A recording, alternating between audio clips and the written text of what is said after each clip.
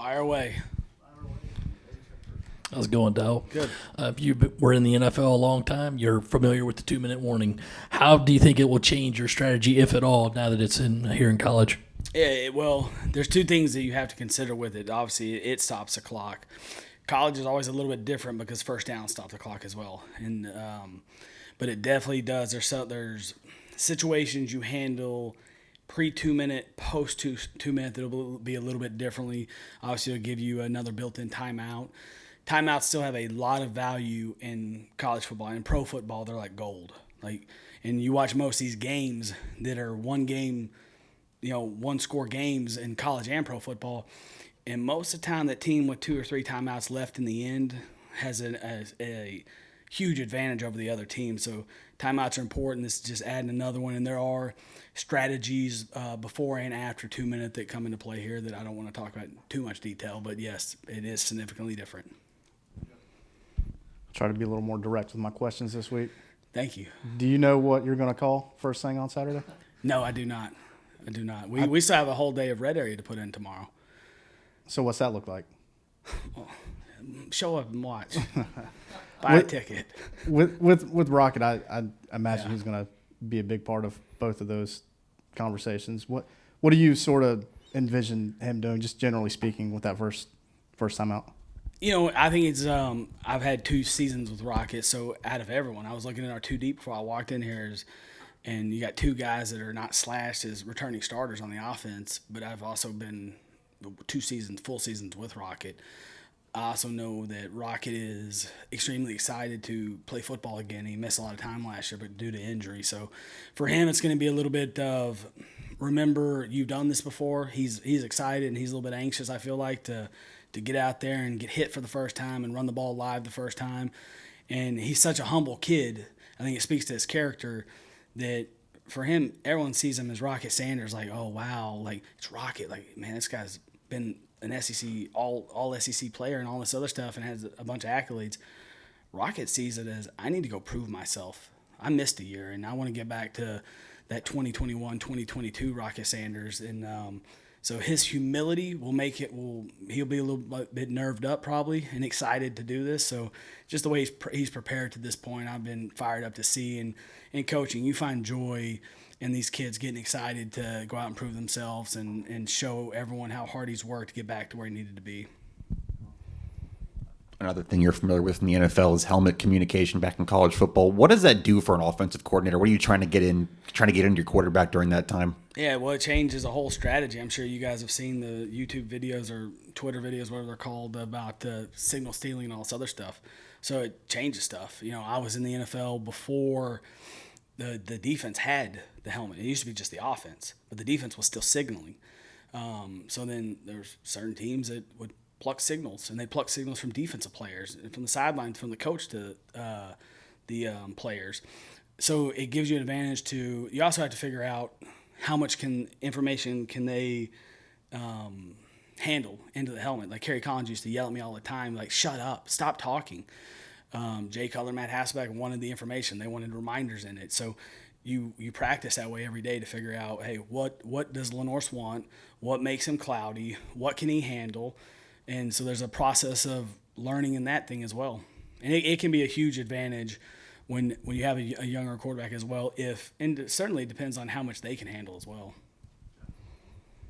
What are your early impressions of Old Dominion? And then defensively, they have a linebacker, number 42, Henderson, seems to really be all over the field and stuff. How do you go about game planning to try and take him out of the game, essentially, make him non-effective? Well, the good thing for us is through spring ball and training camp, we get to go against Debo every day. And there's some similarities with how hard these guys play, how relentless they are. Don't stop, like Freddy Krueger type guys. They just won't die. They just keep coming. And the guy at 42 does a great job of, he's not just making tackles, he's going after the ball as well. And we made tapes and showed the running backs and quarterbacks and tight ends and receivers, you better protect it because he's trying to tackle you, and every time he's doing that, he's trying to rip the ball out as well, and he's a heck of a football player. This 3-safety defense creates run game issues, and it's very unique. So it's something that you can prepare for all you want, and what they put on tape last year, they could be completely different this year. The hardest part about a first game is there's a wall of, you're waiting for you got to figure out if what you studied for and what you prepared for, is that what they're showing on tape. So adjustments have to happen earlier in first games than the third game when you've seen two weeks of film on them. So that's also a huge advantage. You're talking about a team that plays really hard, that the record should have been better than what it was last year because they lost some one-score games. They've got some transfers. The head coach is a guy that I interviewed for a wide receiver job back in 2016 when I was with the Bears, and did a great job. Extremely intelligent guy. Ricky's really, really sharp. They have a good coaching staff. They play really hard, and it will definitely be a challenge. I'm guessing you'll probably need to see more than just a good game on Saturday from Lenore's, but at what point can you feel like you don't need to tell his family that he still sucks? I think we have a couple years for that. I mean, you're talking about a redshirt freshman. So it's different now. Like it was, you guys keep anointing him, and I got to bring him back down because on Saturday, for the first time ever, he'll take the offense out as the starter. So there's a long way. There's a long process. Spencer wasn't as good as a freshman or sophomore as he was last year. I'm super excited about the opportunity that he's earned, and I know his parents are super excited, but I'll probably still, at least grandma will still tell him that he sucks. With Juju McDowell at running back, you guys were really able to get him involved in the pass-catching game and the run game midway through the year before he got hurt. Yeah. What makes you believe that you guys can get him back to that level of play for a full season? Well, to what you just said, obviously we got to keep him healthy and those things, and he's worked really hard to get his body prepared to play, but it's evidence-based decisions. He's done it before, and he's done it in games, and he's a guy that works his butt off and shows up every day with a great attitude and practices hard. So what we've seen on tape normally is the truth. We're not talking about, it's not a hypothetical or we hope, like he's done it. You've talked up so much about the tight ends and said how much you love them. Do you even look at them as tight ends, or do you just look at the whole group as pass catchers and look at them as almost wide receivers? We had one conversation about tight ends, so I don't know if I talked them up that much, did I? I mean, it was one conversation. Yeah, you guys made it into hype, not me. No, we have good tight ends here that I do like.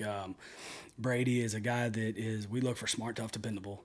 And the definition of that was Nate Atkins when he was here. That's what he was. And Brady fits that mold. Josh Simon's a different style player that has unique ability with the ball in his hands. And Mike Smith has a chance to be a really good player one day. And he's a freshman, and he's going to, every time you play a freshman, it's for the first time, you don't know what it's going to look like. I wish I could tell you that, hey, this is what he's going to go do. I got to watch him play in high school. I recruited him when I was at Arkansas. I have a lot of belief in the kid, but until they go and do it, you don't know. And I'm hopeful that he is the player I think he might be. But those three guys, they're all going to play. It's a group that I trust, a group that we put a lot into. Coach Elliott does a great job with them with Ryan Yurchek. So they're getting coached hard every day, and they're continuing to develop, and they're a solid group on this team. Do you ever remember on any NFL staff you were on a team that started a rookie at left tackle in week one? And I guess if he starts there, what makes Josiah able to do that at the college level? I think we started Mekhi Becton when I was with the Jets. I don't know if that went the way we wanted it to go. And if he does start, it's evidence-based decision, and that's how we are. Guys are going to play are guys that have performed well with consistency throughout camp, So for him, for Tree, for these other guys that have been mixing in a tackle, we're pleased with all of them. Tree had to play at an early age. Tro had to play at an early age. You don't want to play freshmen on the offensive line in the SEC. You don't want to do that. You'd rather play them with the redshirt sophomores. They've had three years in the strength program and 3 years of development, and sometimes you're not afforded that luxury. So we have high expectations for Josiah, whether it's on Saturday or next Saturday or 5 Saturdays from now, same way with Tree. So whoever goes in there and plays, we have high expectations for, and we're probably going to play more young players than you'd like to play, but it's also an opportunity for those to get out there and you figure out what you got. You got to throw them in the fire sometimes. With the helmet communication and it cuts off at 15 seconds, is there times ever where you're still trying to say the play call and then it cuts off? And do you have to go through situations with Lenore's hey, if this happens, do you look to the sideline? What's the plan there? Yeah, so this is what we did in the NFL. There's definitely hopefully we get every play call in before 15 seconds. Because I do believe the only bad call is a slow call. Like, there's a reason why every play is in the game plan. But if you're getting calls in slow and then all of a sudden it puts the quarterback on the shot clock and it's ticking down on him, you're not giving him a chance to be successful. So the object is always to get the call in fast. And that's why you can't get caught up in the emotion of the game, because when the ball's down, you can't worry about what just happened on that play. You're thinking about the next play. And then sometimes all of a sudden there's a holding call or something happens. You don't expect a drop ball, and all of a sudden you got to reset your mind to say, whoa, I thought I was going to gain 4 or 5 here. Now I got to go backwards. So we call them default calls. Then there will be a time, because it happens in the NFL, and they've been doing it for years, that these things are going to go out. So you have backup plans. You still have signals. You have wristbands. You teach the quarterbacks, hey, if you're in 11 personnel, you're in 12 personnel, you're in whatever, 21 personnel, like, if you get this and the thing goes out, you got to be able to call these 2 or 3 plays. Here they are on a wristband. If the headset goes out, then get to your wristband, or have some default calls in your mind ready to go. Dowell, following up on that, do you still have to have some kind of signals just in case that happens? Absolutely. And I'll be interested to see, when Chip Kelly was in the NFL, they still had to coach the quarterback, but they had each position coach still signaling to their skill guys. So I think there's going to be some guys that, is playing as fast as possible, these guys with tempo. There's still going to be signals, and it's still going to be a big part of it. I believe that, and I'll be interested to see how college football embraces this thing. I think that guys with NFL experience have a little bit of advantage on how they think they want to use it. I think some of these tempo teams are going to say, hey, that thing's going to slow us down because we can signal faster than we can talk. And you're telling the quarterback versus telling everyone else. So if you're a huddle team, and I think that the signals probably go away. But if you're on the ball, no huddle team, or you're a tempo team that's going really, really fast, I think that won't change their role. I think someone's just going to give the quarterbacks coaches and pointers. Appreciate you guys.